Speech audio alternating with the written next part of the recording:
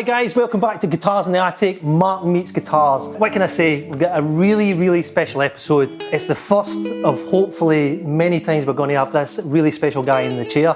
He's a custom builder in the UK. He's been renowned for making incredible guitars for the last 30 years. I'm very passionate about the guitars that he has. I've always wanted to own one myself when I was a session player, didn't get that chance. But anyway, it's Patrick Eggle. Hello. How you doing, pal? Very well, thank you. Fantastic. Nice to be here. Thanks for coming, because I know you've had a bit of a long journey as well today. It's fine, but it's a I really appreciate it, really appreciate it. So Patrick's brought some incredible guitars that we'll get to have a wee chat about. And I think first of all, Pat, how did you get into doing this? Because I could imagine, like, I know that when I was doing this, it was a very young age. Was that a sort of similar thing for yourself? Yeah, it was like, I think a lot of people, it was sort of a school project. All right.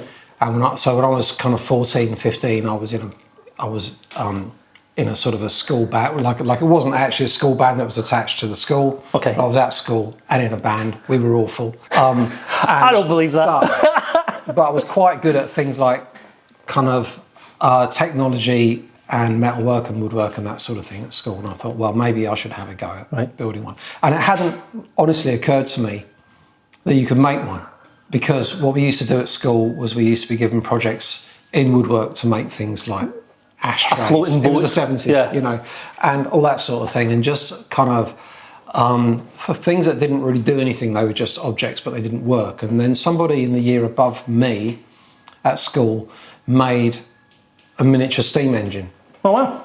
In the metalwork class. And he put metal. Did it fully work and all that? Was it? Put water in the top, the tank, wicked. and then it worked. Wow. And I thought, wow, so you can make something and then it then kind of comes to life and it has a purpose. And then it hit me that you could make a guitar. So you can make it and then you can play it. I mean, cool. And that for me was the coolest thing of all, you know. And I think the first thing that I did was I bought kind of a kit. I think it was called a double eagle or a black eagle or something. Right. And you just got a neck and a body and went down Halfords and got some paint. Do you have anything from that era? Have you kept anything? Do you have anything from that? No, I don't have anything. Oh, okay. I did that, and then I made but the first one I actually made was a classical guitar. I bought a book called Build Your Own Guitar by Irving Sloan. Oh, wow. Which was the only information available in those days on how to do it. And then soon after, it involved me boiling sides on the actual kitchen. Did you get to do this still at school, or was it? This was at home. Oh, it was home, right? I worked at my dad's workshop. Okay. Which was your dad a chippy as well? Was he a joiner or? No. He worked in the actual building industry, but he was a mad keen woodworker. Oh, so he had a great big woodwork shop. So it gave you a wee bit of inspiration and a push. And I did that, and it ended up with paint fumes all over the living room and all sorts of things. I bet your mum loved that, didn't she? They were fantastic, to be fair. Oh, wicked. And eventually we got it built and it was finished, and I decided it wasn't very good. So I kind of pulled it apart and saved the tuners and the nut and the saddle and the bridge, and I made another one, and you know, as the story goes, I've been doing that ever since. Wow, brilliant. Wow, incredible. When you made those early guitars, was there anything that you kind of looked at and you thought, I'm onto something here, or I'm onto a design that I really like, or has that evolved over the sort of last sort of 25 years and changed? Because I can remember there was the Berlin, which I really loved that guitar. You know, back in the day, it was like, I want one of them, but I couldn't afford it. You know, but I was like, wow, those things it was really special. But I've not seen a lot of them recently, so I'm wondering what the evolution of you like moving through these different periods has been like. Oh well, I've actually built almost everything over the years, right? And I kind of when I see something that I think might be a challenge to build and to get right, then I want to do it. So over the years, I started off with classical guitars, and then I moved from classical guitars. Weirdly, I had a little kind of few years where I didn't do anything guitar related at all. I went off and made kitchens and all sorts of things and drove a tractor and what have you. Then I came back to it after I'd been working in a machine shop, because after school, just to rewind a tiny bit, I went to the London College of Furniture in the East End of London, who had a modern fretted instrument course there, so you could go there and learn how to build guitars. Okay, well. But the way they taught you was kind of as everything would have been built 300 years ago. You know, it was like you reduce the thickness of a rosewood back using a cabinet scraper. Yeah. You know, no one told me there was a wide belt speed sander that would do the job in 2 minutes. 2 minutes done. Doing it perfectly. And I was there laboriously using a cabinet scraper and all sorts of things. Anyway, so I learned how to build acoustic guitars the old way there. Then I went off, did other things, came back to it after I realised that things like woodwork machinery existed and I could make my life a lot easier. Right. And then I had a crack at building electric guitars. And I was working on my own at that point.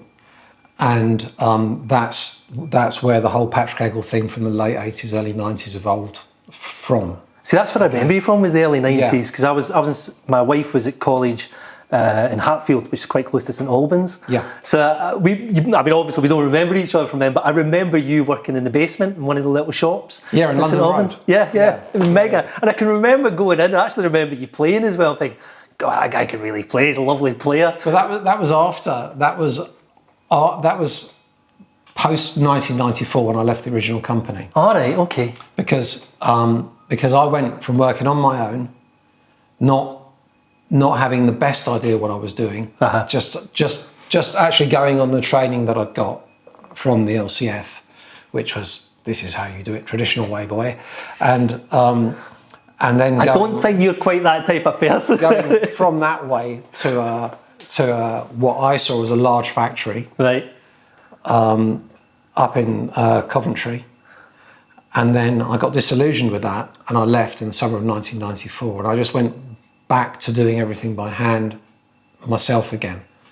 And I didn't want the factory, I didn't want major production, I didn't want board meetings or anything like that. Yeah. So I threw all my stuff into the car and drove south, had a quick holiday, and I just went to my friend Pete, who owned the shop, and I said, Pete, I need a home. And he said, well, you know, the basement's free, you can go in the basement, you can do repairs here. And that was you in there? So that's when I was there, right. Sort of from kind of 94 through to probably like, you know, 1998 or something. Wow, interesting. And was there any building done in that period when you were down there? Yeah, I built the odd electric. Right. I built a copy of a Super 400 19-inch massive arch top. Wow, well that would have been nice to see. Wow. In the basement. That a friend of mine owns, actually, he still has that. Right.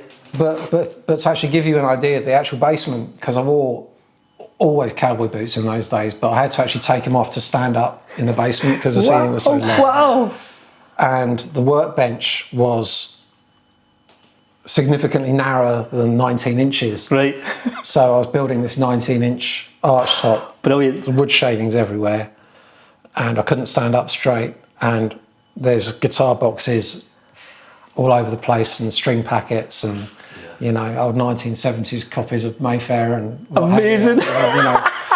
And yeah, so it was an experience, but it was cool. It was a nice instrument. Do you know, it just kind of goes to show the passion that you have for that side of it. It's the same sort of passion people maybe have for playing the instruments. You know, everything is moulded together. When you've got somebody that's built you an instrument with that type of passion for what they do, and then you're giving it to somebody who's obviously loves playing music, it just must. I just find it really inspiring. I think it's magic. I've never been an arch top player particularly, but I just love the sort of challenge of that. Yeah. So I went from that a couple of years afterwards. When I moved out of St Albans, I started building arch top guitars, and then when I moved to America, then I switched from arch tops to flat tops because I was in North Carolina. It's kind of the home of flat top bluegrass and all that kind of thing, you know. And then moved back to the UK in year 2005.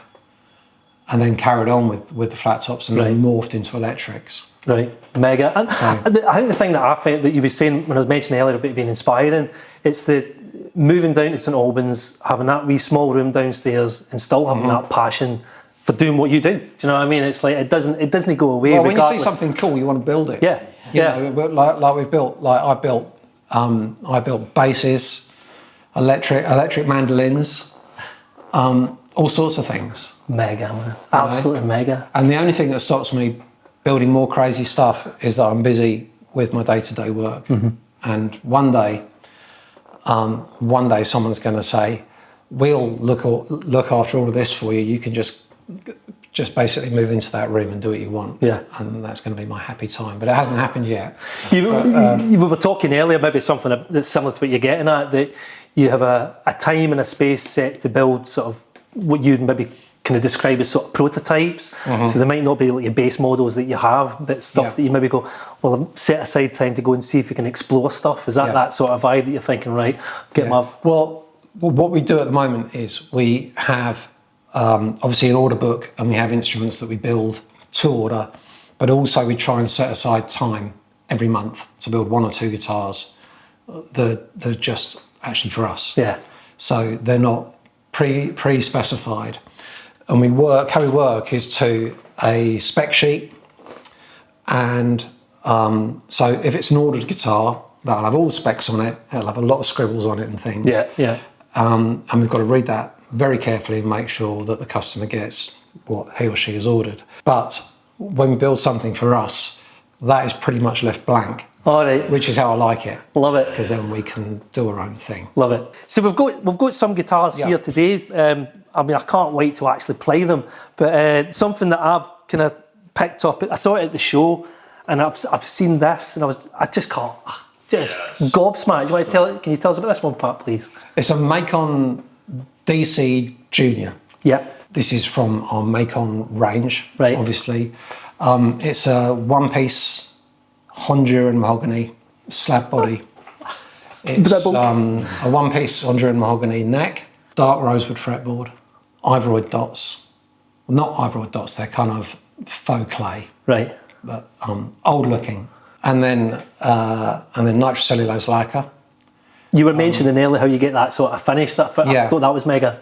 Yeah, well, we actually use a few different finishes. So, but they're all nitrocellulose, and this particular one has a more modern nitrocellulose lacquer base coat, but then the final top coats, the last kind of 6 coats of lacquer, are using a English lacquer, which is made to an old formula from the late 50s, honestly. Wow. Okay. So it doesn't incorporate modern plasticizers. Okay. Because if you buy a modern nitrocellulose lacquer, which this is finished in, for instance, has plasticizers in it. So it can go from a hot environment to a cold environment, and it can get that shock, and it'll move. Interesting. Without cracking. Okay. Okay, because it's slightly elastic. Whereas this incorporates natural oils, so it's less resistant to that. That's interesting. Made me think of something there. I'll get back on. So what we do is we sort of accelerate that process. And our process is that after the last coat of lacquer goes on, we'll leave it for about 4 or 5 hours. At which case it's dry in the respect of you can handle it. It won't leave fingerprints in it or anything. And then we put it in the chest freezer. So we've got a chest freezer in the workshop turned up to max. Leave it in the chest freezer overnight. The next morning we, pull it out, hang it up. Condensation appears, it's dripping wet. And then you'll notice later on in the day, all the check marks start to appear. Wow. You can see the check, and the check is beautiful. And it's a cool thing. It's just beautiful. And it takes a lot of experimentation. Yeah. And I know that a lot of makers do this, and they've all got their own kind of formula, that actually works. And we've got ours dialed in fairly well, I think. And then sometimes it won't, one guitar won't check the same as the next one. One won't go quite as much, and then we'll just put it back in the chest freezer like a couple of days later, give it another go. Yeah. Do you know the thing I find remarkable about custom built guitars is that I've got another friend who does a custom building up in Carlisle, and it's the time, the effort, the experience, the stuff that goes into making these, you just don't get from a factory. Yeah, you just don't. Yeah, loads and loads of trial and error. And that's what you're purchasing. You're purchasing that pride, just everything about what they throw into them, the effort, the time. Look at the back of the neck. That's what you're purchasing when you put. I know they're going to sound incredible, but it's the time, and you can feel the time and effort. It's a bit like my old Strat's got age to it, so it's got age. You can feel the age in it, but that was just thrown together by a bunch of guys in a factory 40, 50 years ago. This hasn't been thrown together. This has had love and pride and care put into it, and you can feel that when you hold the neck. It's just that I want to play it, but I want to keep that for the other parts of the videos. I'm so desperate to plug it in, and I always say that about custom builds. We talk about really nice guitars. The fretwork, I don't feel a thing when I'm touching it, and that's what you're buying into when you're buying a custom build for somebody like Patrick, because they put their life and soul into making your products. It's mega, man. Absolutely, just mega.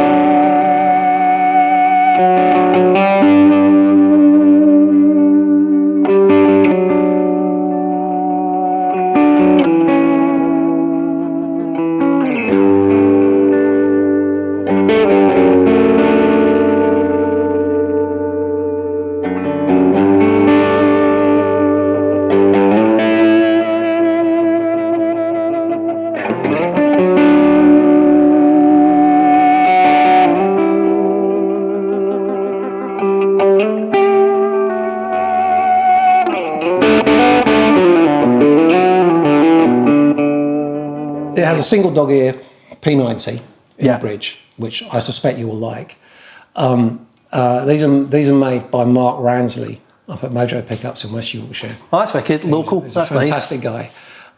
Beautiful pickups, and he's done something different on this, and I cannot remember what it is. Okay. So I will consult with him today. Yeah. And I'll let you know. We'll drop that in the comments. But we can always plug it in and listen, and we can guess what it is. Oh, definitely, 100%. It's got a single ply tortoise shell pickguard, which is really nice. So retro. I love it. These are harder to cut, and they all need to be hand polished around the edge. So we roll the edges. Okay. Because it's obviously routed and it has a square edge, and then that has to be either beveled or rolled, and we roll it so it's got a nice smooth edge, and then that has to be polished. Wow. Okay, and that takes a bit of time. That's why we charge, like, I don't know, 50 or 60 quid extra for these.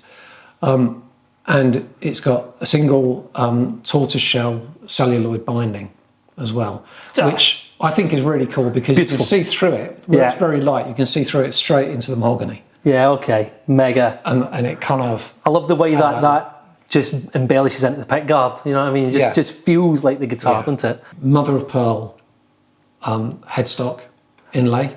That's what we were going to mention earlier. Sorry to cut across, because I'll only forget. Callum mentioned it earlier. I'd love to know how he came up with your emblem for the top, because we both said it's mega. We'll love it. We love your motif in the top. Well, that was actually designed for me by a chap called Mike Gaffney. Right. When I lived in North Carolina, and he was a local artist. Looked a bit like a typical Carolinian gentleman. He normally wore like a light coloured suit and had a white beard and a hat. You know, very cool guy, fantastic poet, amazing musician. And I said, I really need actual logo, but it's difficult, Mike, because it's got to say Patrick James Eggle. It's got to have the whole name in it, and it's got to look cool. And I kind of like a kind of spaghetti kind of thing going on. So he designed this, and I said, that's great, but we'll never be able to cut that out. It's mental. Look at it. So anyway, what we ended up working it out, and he had to basically go back into the artwork. And I said, imagine it's being cut out by like essentially a 0.5 millimeter diameter pin. And you've got to take that 0.5 millimeter circle and make sure that there's no corners that are tighter than that it can't go into. And so he actually worked it all out. and I think you're looking at something like 5 or 6 different pieces of pearl.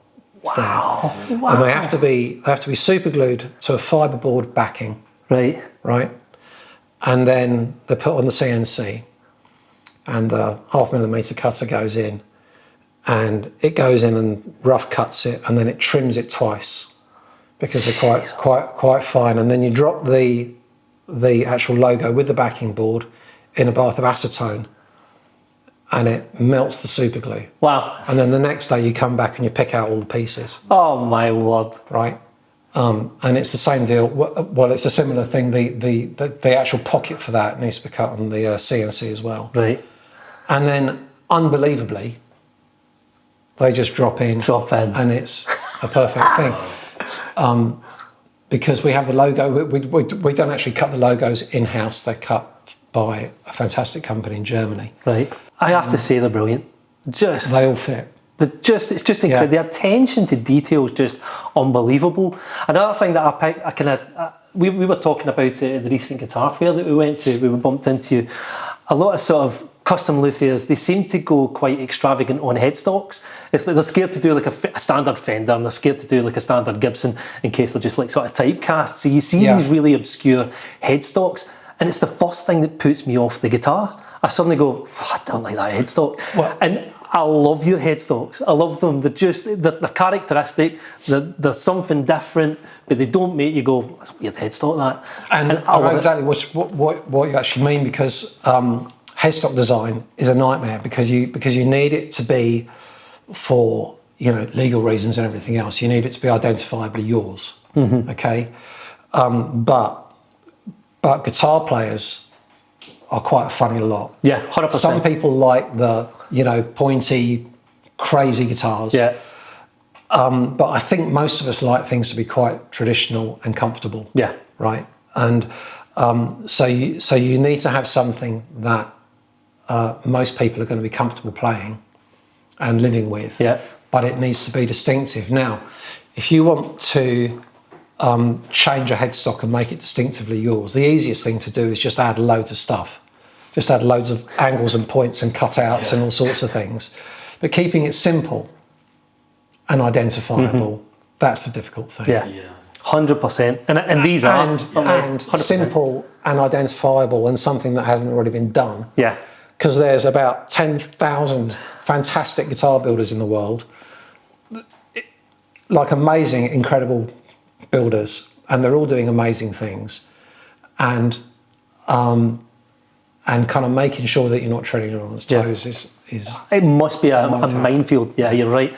But I know that when we walked around, there was a load of guitar builders there, and it was the one thing that, like we said, we picked up on. But again, yours are just they look dateless. They look like a headstock that you'd be looking at the next 50 years. Do you know what I mean? It's just, I love it, mate. Absolutely love it. I hope so. Yeah, you will be. 100%, you will be. So yeah, I mean, I think we'd probably go through. Let's try another one. They're all Macons. Up to you, Pat. What are you thinking? We haven't got any 96s or Aussies. But we can start with this, because this is the next.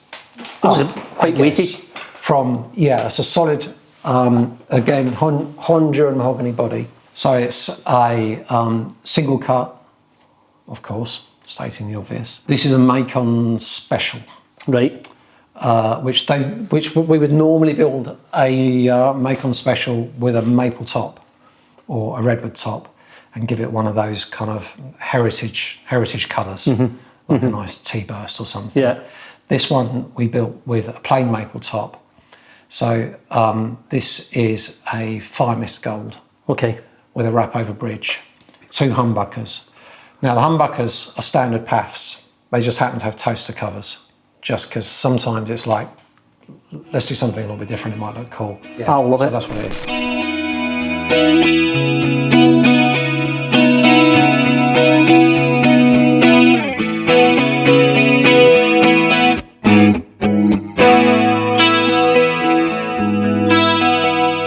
That's before I've gone out of phase. I daren't do it. Oh my word!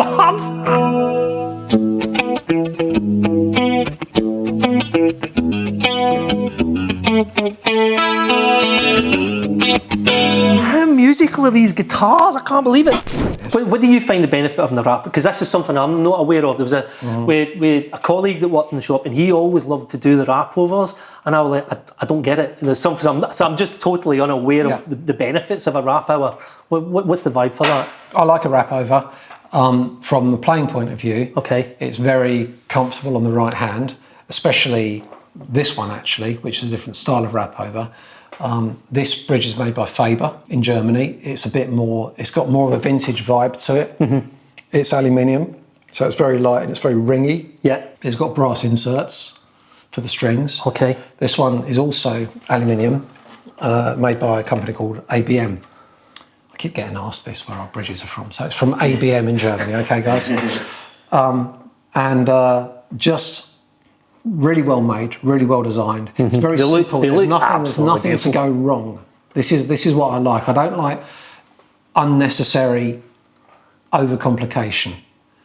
Oh, we can, like we've got 12 screws here that are grub screws, and you can adjust the height of each string and the spacing and the intonation and blah, blah, blah. You don't need all that. Just build it right in the first place and it'll work, and you don't have to mess around with it. That's me in a nutshell. Too much. Yeah, I don't like fuss. So I like a wrap over. You see more of the top. On a guitar like this, obviously, which is the Carve top Macon, it doesn't look like the traditional single cut that you might expect because it hasn't got a stop tailpiece and tune-o-matic. It's got a different look. I just very, very comfortable to play. Yeah, I'm string damping and all that kind of thing. It's great. I love the fact that yes, it looks like a pole. We get that, you know. I mean, the shape of it's a pole, but everything you're describing and saying is so unique to what you're delivering. Do you know what I mean? I love this. I also like the fact that they've got. I used to have Tone Pros on my poles, which had the wee grub screws as well to hold these in place. So handy. Just for simple things, changing strings, they just don't move, and you don't get any of the height adjustments moving then. The amount of times I used to like take the strings off and then your action would be lower and you go, what's happened there? You maybe just knocked it a few, you know what I mean? But lovely, absolutely beautiful. An amazing finish as well. This has got natural, some people call it scraped binding or masked binding. So the edge of that is basically the maple top that you're looking at. Oh, right, okay. So the Firemist gold is just on the top. That's how it's done. It's got a natural mahogany colour back. I love the neck access. We should, if I was American, I would have a name for this heel. But I'm not, so we don't. I'm like that all the time in these videos. You know, easy access heel thing. That's the way I talk about all the guitars, isn't it? Normally, haven't got a clue what it does. Don't know what that's called. Callum will put it in the comments below what it actually does. Sculpted heel. Yeah, exactly. It's mega. I love it. Absolutely love it. You know, it's one of those things. I said it about the last guitar. They feel fantastic. They're just finished. There's nothing better than when you pick up guitar and you just go, yeah, that's finished beautiful. Just. Dare I play it? Mega. And then there's your other one's a bit more traditional with the stop tails. Yeah. So Macon Carve top. Finishing that, man. And so a stop tail piece, and tune-o-matic bridge. Everything where you'd expect to find it, you know, but with the sculpted heel. Again, we sort of bring this around in a nice arc, and this area here actually falls away, but when we glue in the neck, this is flat. Okay. So the neck's glued in, and then after that, we basically once it's settled, you can get. I go in with a great big gouge and kind of sculpt this out a little bit more. So it just. At what point do you suddenly go natural? At what point do you kind of go, yeah, that's right, I'm happy with that? Do you know? Are they all slightly different? Or do you just? They're all slightly different. Right. Yeah. Do you get that feeling when you're playing it as well? I mean, I know you play amazingly well. Do you have that feeling when you're playing it? You go, yeah, that's how I'd like to play that. That's how it feels nice to me. Is that the sort of vibe? Simple as that. That's all you can do. Yeah, I mean, all that you can do. If you try and build guitars in a kind of a cynical is the wrong word, but in a way where you think, oh, if I do this, this will sell. Or this is actually cool, reading the actual magazines or something, this is what everyone's into, let's do this. It won't work. It won't work. Get it. If you are into it and you build things because you think they're cool and you love them, then the chances are someone else will as well. Yeah, yeah. You know, and that's all you can do. Yeah, no, I get that and completely. That's all what I do and all that we do, you know. Yeah, mega, man. Just do what we think is basically going to work. Yeah. And sometimes they don't get it, and most of the time they do, I think. You know. Well, it's interesting you should say that. It kind of brings me to what I was going to chat about your endorsees. When you're talking about you make something, it's that thing, will people love it? I've seen recently that Rob Harris is playing one of your guitars. Yeah. He's actually got his signature model. I mean, how fantastic that is. I mean, that's really proper great. big time, do you know what I mean? And he's such a nice chap. He is. Great to be working Yeah, stunning guitar player, fantastic. But again, it's testament to how great your guitars are, because somebody like Rob can go anywhere in the world and pick and choose which instruments he wants to use. Yeah, I guess so. And it's that's a wonderful thing to turn around and go, do you know what? I want to play a Patrick Eggle. He bought an Oz. Right, okay. From a place called Music Street, which is near where he lives, I think. And just, you know, went into the shop, picked it off the shelf, and I think he really bonded with it. And then from there, we sort of, you know, got in touch. Right. And we ended up building him in '96. Mega. Which was really good. Really good project. I did have a slight bit of envy looking at it, because I thought, that's just the kind of guitar I would play. But I can't play Rob's because it's got his name on it. So I thought, oh, I think I need to speak to the wife. Oh, mega, man. Well, I think to kind of just wrap up where we're chatting, what's the future? What's the future? Where does it go in the next 10 years? What's the vibe? Where are we heading to? I don't know. You tell me you're not hanging your boots up. Do you know what I mean? That's the last thing I want to hear. I want to kind of get back to the design bench a little bit more. Wow. And do something new again. That's intriguing. Be honest with you, which is completely uniquely us. Right. Body shape. Oh, wow. And everything. Yeah. Oh, that sounds mega. That's what I would really like to do. We have like headstock variations coming out, just because I can't leave it alone. And that open a can of worms there. Well, occasionally, and we have done one in the past, which is a Macon Carve top with a trem, and we did a tapered headstock. In other words, tapered going the other way, thinner towards the top. Yeah, which I kind of really liked. I don't know, a lot of people really like. So I'm doing one of them as a kind of an optional thing. And unique guitar, and just kind of figuring out ways to make them better and play better. And like, I mean, for instance, with the actual Macons here, we now soften over the actual corner of that bridge. I love that idea. Because that's... How many times, Callum, have I said to you about guitars nicking me? Of discomfort. I hate it. Yeah. It's the first thing I've had, and it's again touching on what happens when you buy a guitar from an incredible custom builder. We've had, I don't care saying it anymore, because I think we need to get a little bit more political. We've had top-end Murphy Lab, we've had top-end Fender Strats, custom builds, that are stupid money, and I'm there nicking my hands on little bits of the bridge and little bits of the action heights, and I'm thinking, that's shocking for a guitar that's $5,500 and maybe more than that, you know, and you think, that shouldn't happen. That attention to detail is just beautiful. The other thing that we do is I basically destroyed a pot and took the spline out of it. Right. Use that as an arbor. So that can basically go in a handheld electric drill, and then we can put a actual knob on the end of it, because these, when they're new, they're quite sharp. That top corner isn't really comfortable to touch. No, they're not. Yeah, I get it. So we actually do that, hold it against abrasive paper, and then polish it up, and then we end up with these top hat knobs that are just a bit more kind of comfortable to touch. Just, you're 100% and all that correct. Sort of stuff, you know. It doesn't actually take a lot of time once you're set up and you're doing it, but it does take a bit of time. It's something else you've got to do. Unfortunately, every time I think of something that's going to improve the instrument, it just makes it take longer to build. Exactly. I haven't figured out the way of making them cool and faster to build. Saving yourself. Which was Leo Fender's genius. Yeah. You know, when you basically take apart a Strat and then you think about the production of it, it's just absolute genius. Yeah. No, I get that with the Strat thing, because I've got an old Strat in the background and I totally get it. But it's interesting when I pick up your guitars that you're touching on the Leo Fender thing. I mean, we could chat for ages about this now, we could just keep going. He wasn't a guitar player. For him to be able to create what he created, not being a guitar player. You look at Gibson. Les Paul was a guitar player. You could see that sort of transition in what he built and what he moved forward with. But for Louis Fender not to be a guitar player and bring that, and it's still the test of time. You know, it's still there. It's still a benchmark. I mean, in those days, CNC routers didn't exist, so all the bodies had the actual cavities cut out using a pin router or a plunge router, okay, which has got depth stops. It has a foot pedal which brings the head down. Brilliant, right?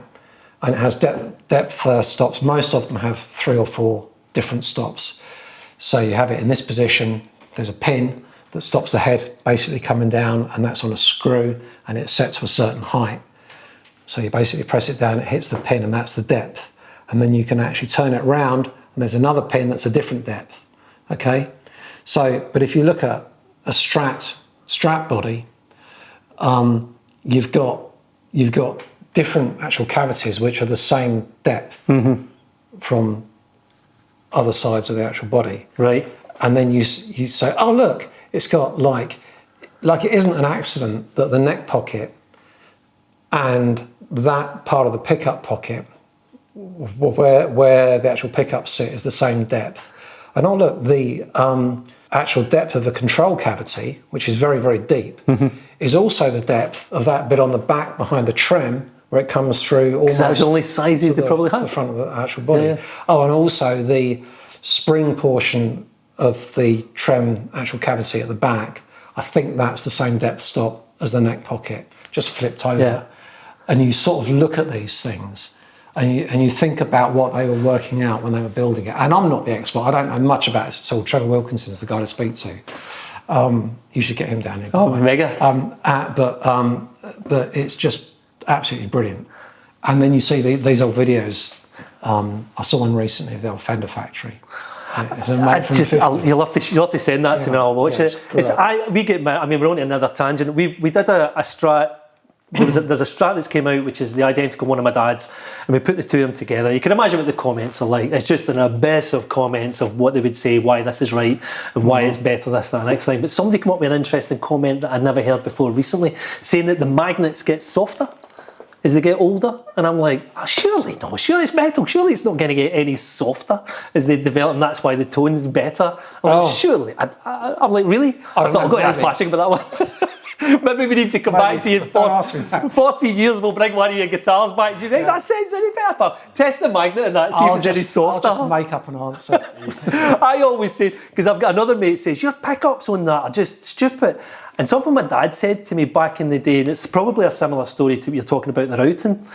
When they wired pickups, there'd be a massive big roll of copper, and there'd probably be and the way my dad described it, because he was a good electrician as well, and he could be a good builder too. Yeah. And he'd say, the guy would be there with a fag on, and it'd be like, yeah, that should run for a minute and a half, and then switch it off. Oh shit, forgot it. And he'd switch it off. So suddenly that pickup might have a bit more output than the other one. Yeah. And that's kind of what he said. I've kind of carried that story as why some Strats sound, you pick a 61 up and it'll sound good, you pick another 61 up and it sounds rubbish. You know? Yeah, but we all love the human element. Yeah, exactly that. And that's what it is, isn't it? You know, we can basically connect with. Yeah. Patrick, I can't thank you enough for coming on the show. So appreciate it. Thank you so much. Absolutely mega. And guys, click and subscribe. It's what keeps us going, and hopefully we can get Patrick back in the chair again with some new guitars and some bits and bobs in the future. All the best. Take care. See you later. Ta-da.